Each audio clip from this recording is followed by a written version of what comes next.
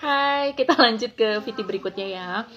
Kali ini juga saya ingin share gimana saya selama ini melatih anak saya yang kecil nih, si kembar umur 5 tahun, supaya mereka punya daya juang, semangat juang yang lebih daripada anak-anak seusianya.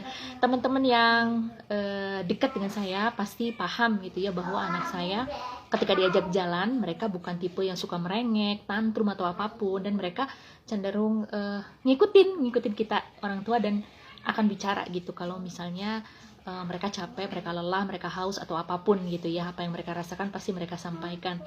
Jadi dulu ketika mereka belum bisa jalan gitu ya, masih usia di bawah 2 tahun, saya masih pakai stroller atau kemana-mana.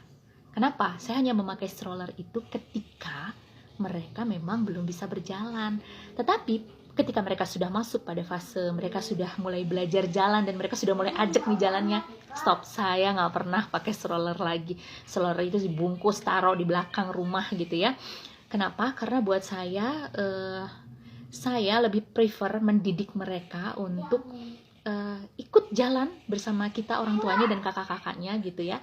Dan kalau mereka memang misalnya capek, ya udah kita berhenti, kita minum dulu, kemudian misalnya ngumpulin tenaga dulu, ngumpulin energi dulu, dan pasti akan saya tanya gimana, udah siap jalan lagi, capeknya udah hilang atau masih perlu istirahat lagi, dan terus itu akan continue saya tanya. Kenapa sih saya melakukan seperti itu?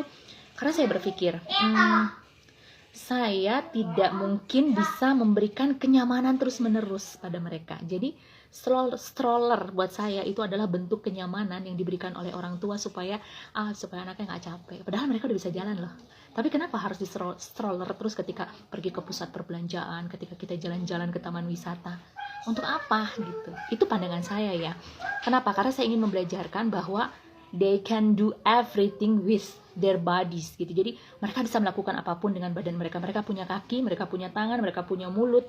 Mulut bisa dipakai bicara, tangan bisa dipakai untuk apapun, kaki pun bisa dipakai untuk berjalan gitu. Tidak ada bedanya. Jadi saya melatih mereka untuk ayo kita jalan kaki. Jadi sampai hari ini pun mereka dibawa pergi kemanapun, jalan kaki oleh saya tidak pernah mengeluh, dan mereka akan selalu melakukannya itu dengan fun, dengan hati yang senang gitu. Dan memang itu tujuan kami, bahwa nggak selamanya hidup itu selalu nyaman.